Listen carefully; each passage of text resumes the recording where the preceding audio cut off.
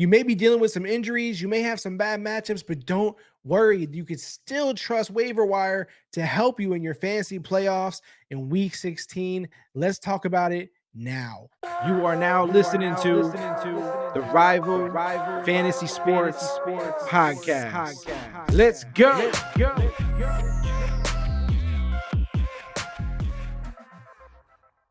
For week 16 waivers, I'm going to keep it short, sweet. I'm going to give you as little amount of players as possible because it's the fantasy playoffs, and I don't want you having to trust too many guys off waivers, too many guys in free agency unless I really trust them, unless I really believe in them. At quarterback, we're starting with Brock Purdy. That's the quarterback I trust for you. Now, you may be in a league where it's not as deep, and so other guys may be available. You may have Jared Goff, so you may have a Deshaun Watson still floating out there. You may have some of these other guys, which is cool.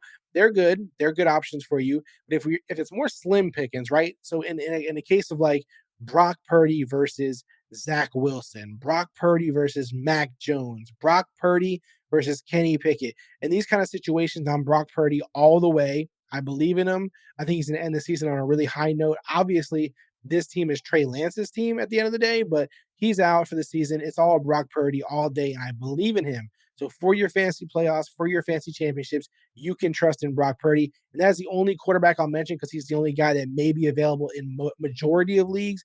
If you're in a league where other guys are available, then they may be more better situation for you than a Brock Purdy. What you could do is you could drop it in the comments below, whatever player you're thinking instead of Brock Purdy at quarterback, and I'll answer who I think there. At running back, I like Tyler with the Falcons.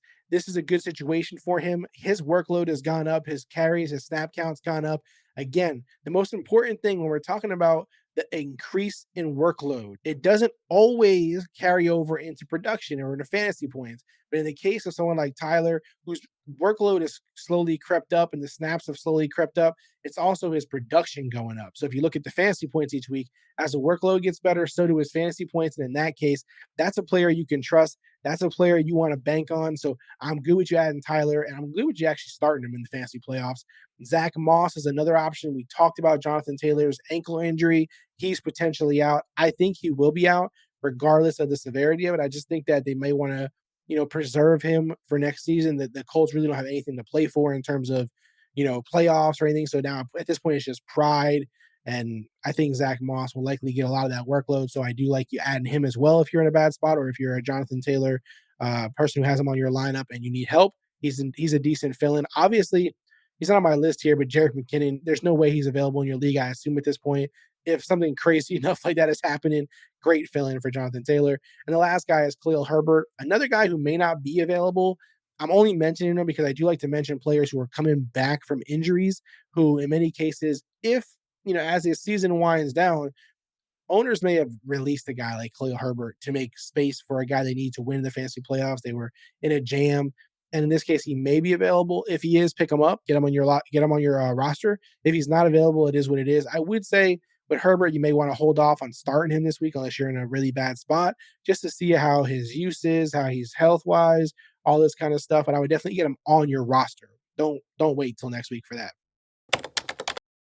Wide receiver is a fun one. My favorite one on the list is Jahan Dotson with the Commanders. This guy doesn't always get a lot of targets, but the ones that he does, he produces. And when I say produces, it's not just yards, he gets touchdowns. Jahan Dotson scores touchdowns. It is what it is. He's a great guy to have in your flex spot. He's a great guy to have in a wide receiver 3.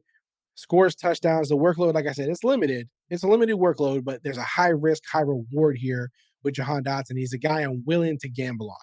Another guy on this list, Noah Brown, an unexpected name on the list, but the workload and production continue to go up. Other guys are being sacrificed in a sense here, like Michael Gallup and stuff is losing work to a Noah Brown, which is interesting. But I would say there's no reason to ignore Noah Brown's success. Noah Brown's production has gone up, the workload. I wouldn't ignore these things. So he's definitely worth getting on your roster. And then Treylon Burks, similar to the Khalil Herbert situation, he's returning from injury, worth checking in on just in case someone dropped him. He's a guy in this offense. He's probably the only wide receiver target that I like in this passing game that I fully trust to have a productive game when he's out there, that I don't feel too bad about. I'm not too concerned about. I feel like he's going to get something done, or at least I'm getting points on the board rather than a guy who may score you nothing. Treylon Burks, I at least feel like is going to get you some production out there. So he's returned from injury. Keep an eye on that status and everything. But in general, if someone dropped him, he's definitely worth getting on your roster. Doesn't you don't think put him in your starting lineup right away if you don't trust him, but definitely get him on your roster. At tight end, the only guy I'm locking in on here is Jawan Johnson. He may be available in your leagues because he has had up and down weeks. He's been dealing with some things with 2 touchdowns in week 15.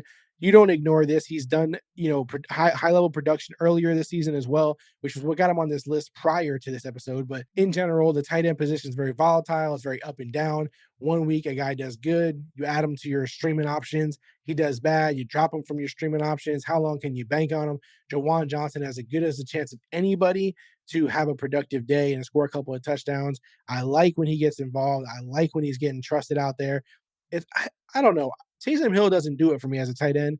You can let him run some touchdowns in or throw some touchdowns like he did last week, but I want to see a guy like Jawan Johnson catching the touchdown. So I believe in him. I think he's the only tight end option. Again, depending on how deep your league is, there's guys like Greg Dulcich, Evan Ingram, all these guys who potentially may be available depending on your league size and thin the position is or not is, or is not.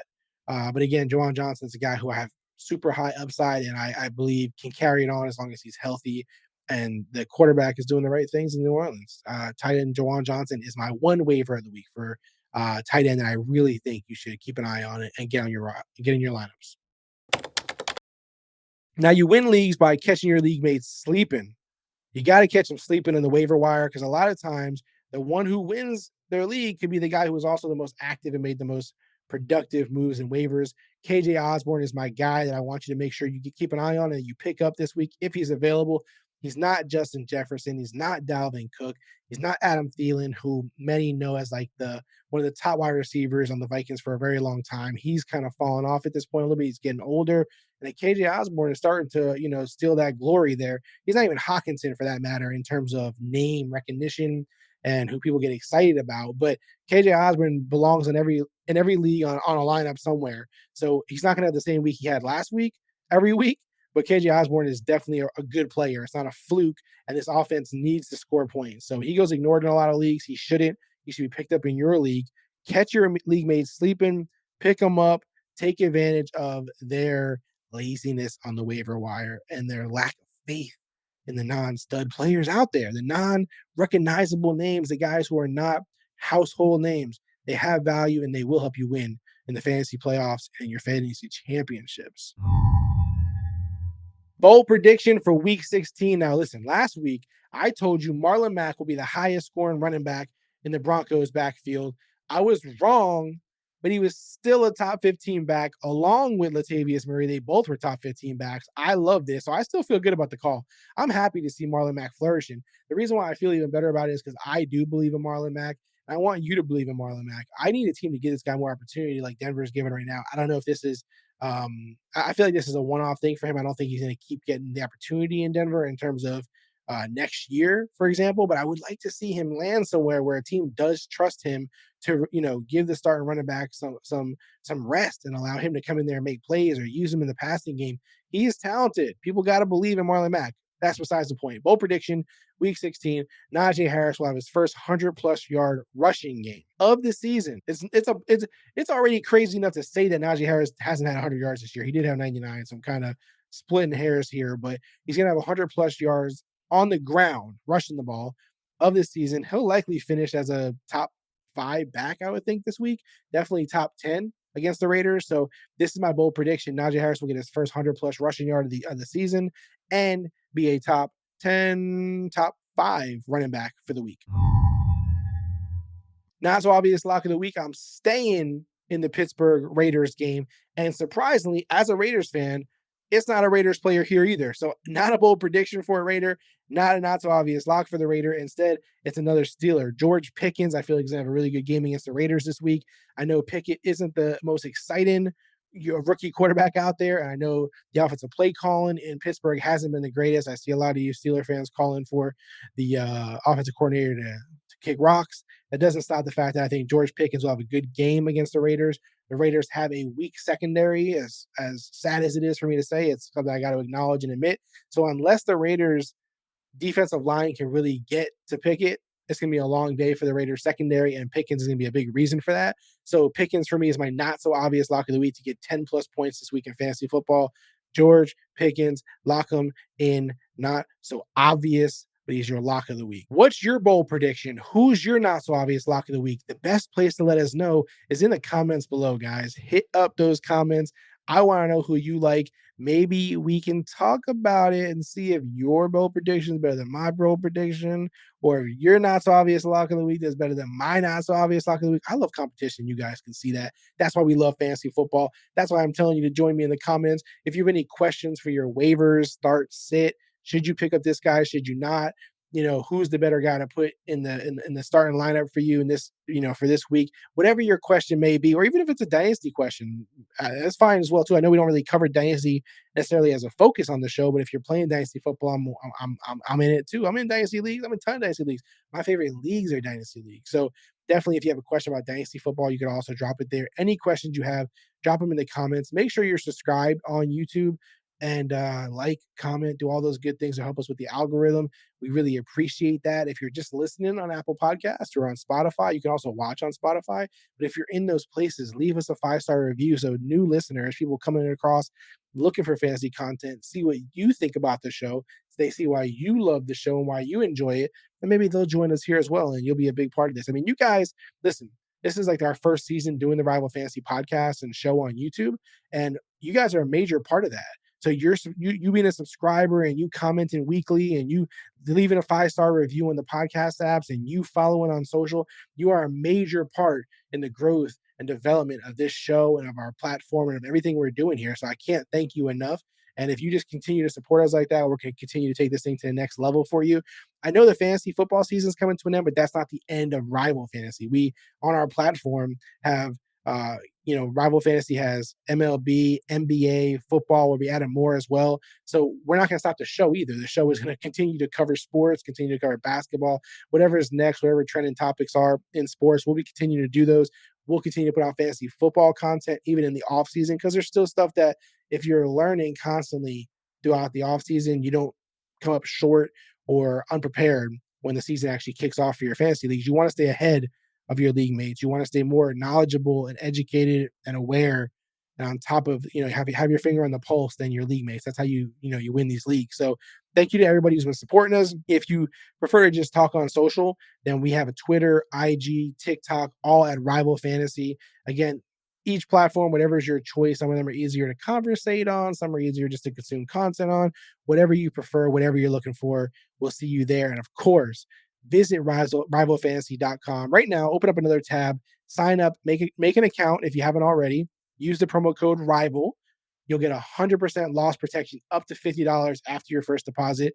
Again, you go on there, you'll find challenges like Jalen Hurts versus Justin Fields or Mike Williams versus George Pickens, these kind of head-to-head challenges. You can also go to Fantasy Bingo, which is like traditional bingo, except you draft a roster of fantasy football players and you try to hit achievements on the bingo card to win across the card.